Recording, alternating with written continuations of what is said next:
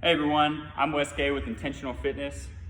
Today we're going to go over how to alleviate that clicking feeling that you feel in your shoulder whenever you're doing an overhead press, or if we're doing our lateral shoulder raises, any of those movements, or even if you just wake up and you're moving that shoulder around, it pops a whole lot, anything like that. This is what we're going to try to help you alleviate today. So a lot of the stuff that we're going to do today is going to be based off the corrective exercise program through NASM.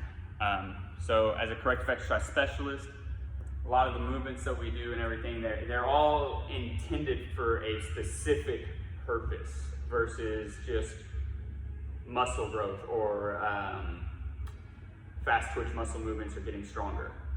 So the first thing we're going to do is we're going to go through a little test to see if it's the rotator cuff or if we're having an issue with our pectoral minor. So we're going to sit here and we're going to make C's with our hands, kind of flat.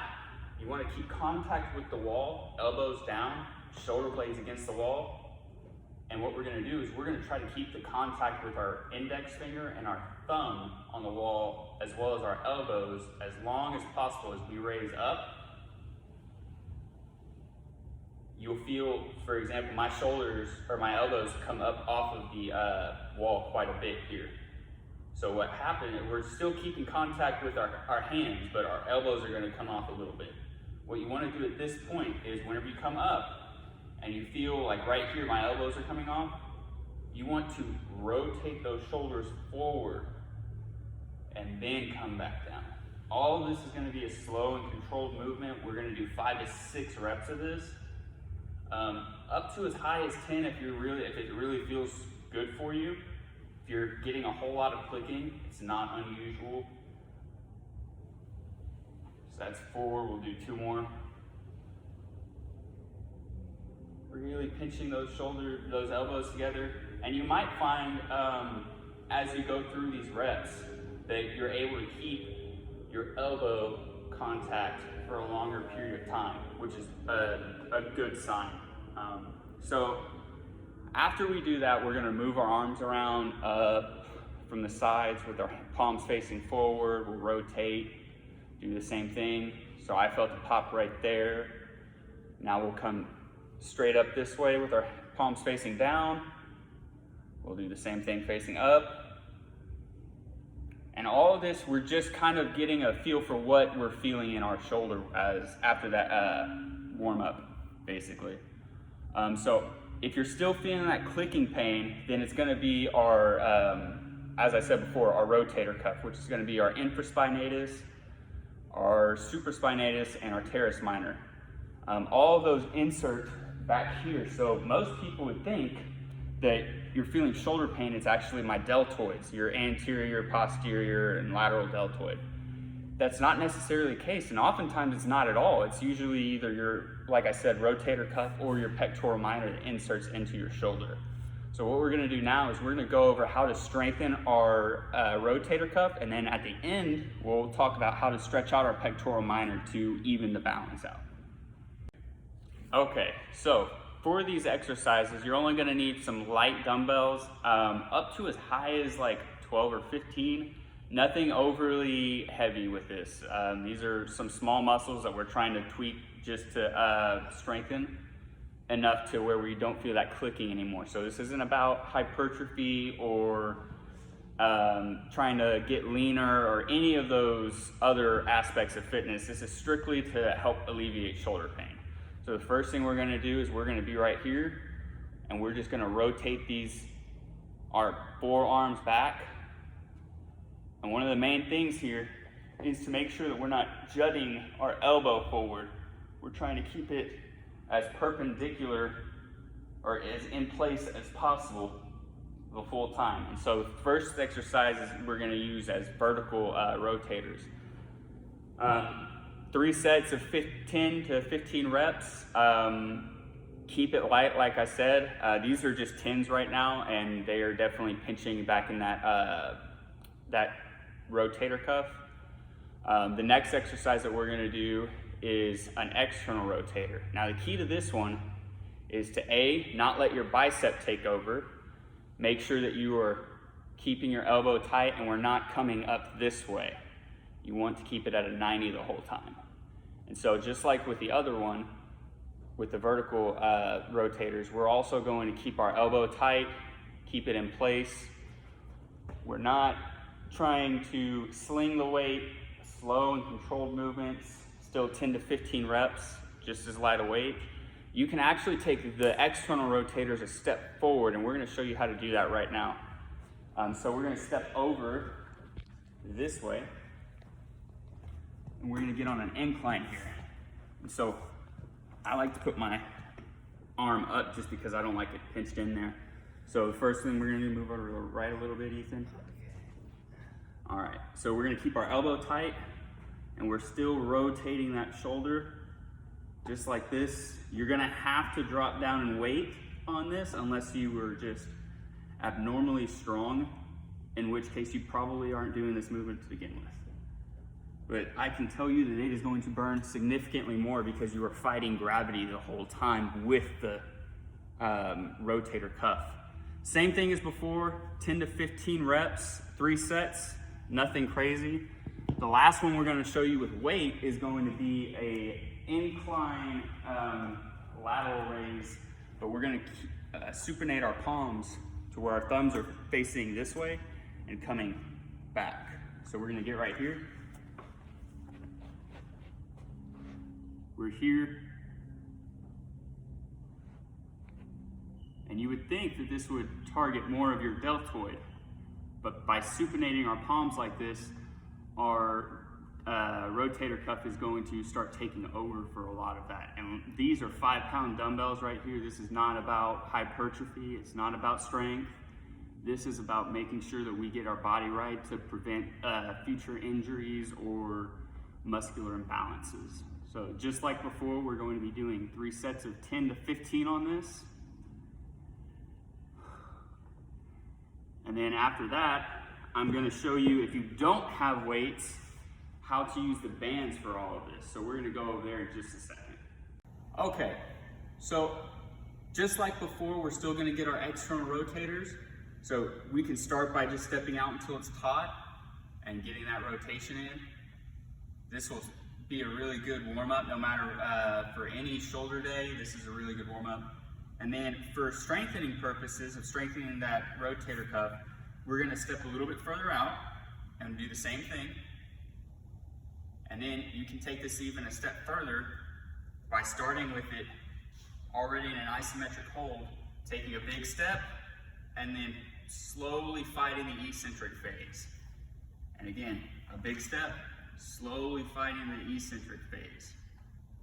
And then if you need to go even further than that and you're still not getting the results that you're looking for, you're still getting that clicking and the rest of it's gotten easy for you, the next step of progression is to step out big and do an isometric hold and hold it tight. For this, I recommend doing 15 to 30 seconds. Anything longer than that is pretty difficult. The first 3 movements that we did, we're going to do that for 3 sets of 15.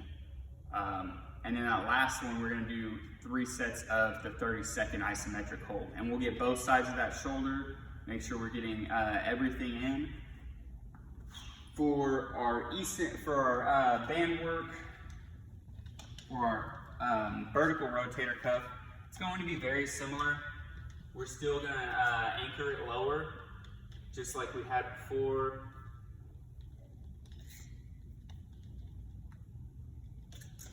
I'm struggling with this at the moment. So we're going to step back. Just like before, we're going to have it here and get that external rotation. Making sure we're not jutting our elbow forward, trying to keep it nice and tight. This is going to keep a constant tension on that back part right there of that rotator cuff. And you can step further back with it. You can try to do an isometric hold, which is extremely difficult for that vertical rotation. But the external rotation is much easier to manipulate with the bands. The vertical rotation is a little more difficult, but there are ways to do it. All right, so we've went over how to strengthen our rotator cuff in a bunch of different ways, but we haven't went over how to stretch out and how to release a lot of the tension that's coming from the front side of our shoulder, which is actually going to be our pectoral minor. The way that the body works is that you've got one muscle that's really tight and one muscle that's not as tight. And they're pulling against each other to make those joints move. So whenever we're getting pain in a joint, we have to look further than the actual just joint and see where our muscle imbalances are. So for this kind of clicking pain, most of the time we're gonna have really, really weak external rotator cuffs, and then, or rotator cuffs in general, and then really, really tight pectoral minor. You can see this in your posture. So if you work a sedentary job and you're constantly over your computer, your shoulders naturally roll forward whenever you're sitting in that position. If you use your cell phone a whole lot, same thing, shoulders roll forward. If you've got that forward shoulder syndrome where we've got our shoulders rolled forward, kind of our head poking forward, this is where a lot of our problem is from that front pectoral minor is just really, really tight in there. So the first thing we're going to need to fix that is going to be a PVC pipe. You can also use a band for most of these movements. There's a couple in here where we'll use a door jam instead, but for the time being, we're going to use a PVC pipe, broomstick, just a normal stick, a piece of wood, whatever is long and sturdy that you can use in order to pull the shoulder back. So the first thing we're going to do is we're going to pull the pole back behind us, and you'll see right in this area right here, we're getting a lot of muscle stretch there. And then we'll come to one side a little bit more. You'll feel that stretch even tighter on the side that's vertical. Then we'll come back over. And all of this is going to be based on how you're feeling. I recommend you do at least 15 seconds for each one. As high as 30 seconds, or 60 seconds, I'm sorry. 30 seems to be the nice middle ground. Sometimes if you're holding it up there for too long, you end up losing some blood circulation, your fingers get tired, or you'll get that pins and needle feeling. So the next movement that we're going to do is we're actually going to hold this between our thumb and our index finger with our palm facing up. And you want it to be as close to parallel with your forearm as possible, because what we're going to do is we're going to grab down here with our shoulder out to the side, and we're going to pull upwards with this band, or with this PVC pipe or broomstick. And we're going to hold that for, again, 15 to 60 seconds. For convenience sake, we're going to go ahead and switch. We're going to do the same thing on the other side. Again, we're getting it right into that crook in between your thumb and your index finger, palm facing up, parallel with our elbow or with our forearm.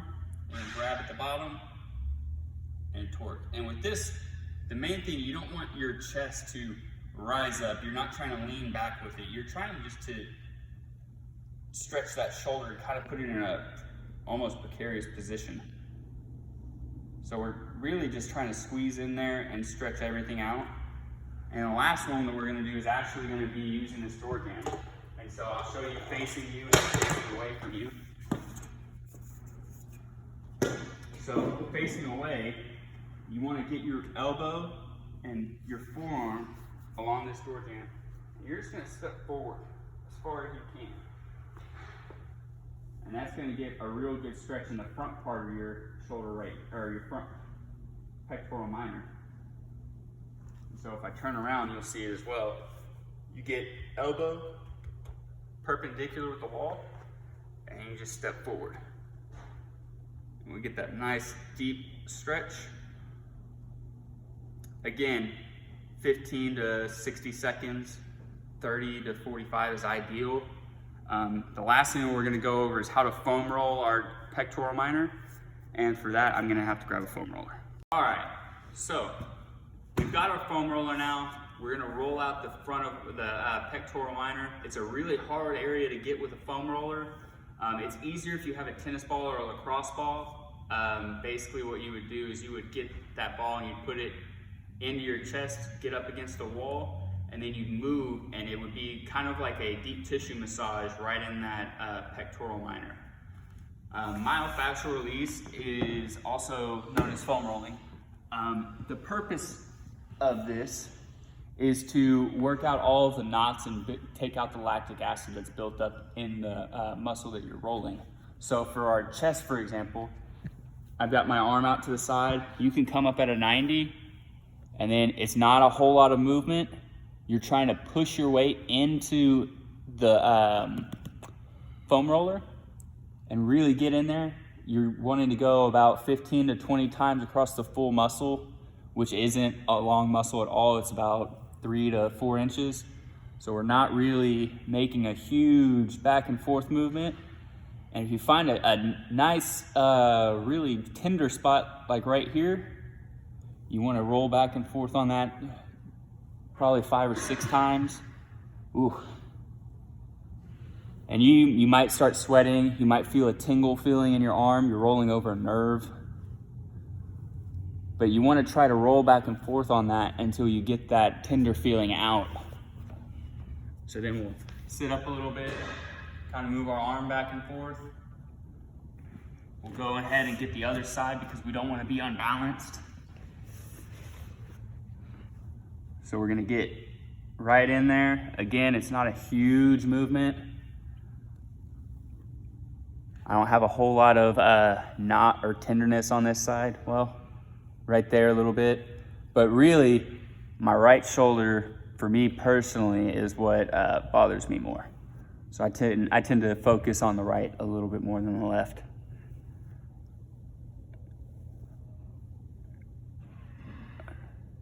So after that, you want to kind of move the arms around a little bit.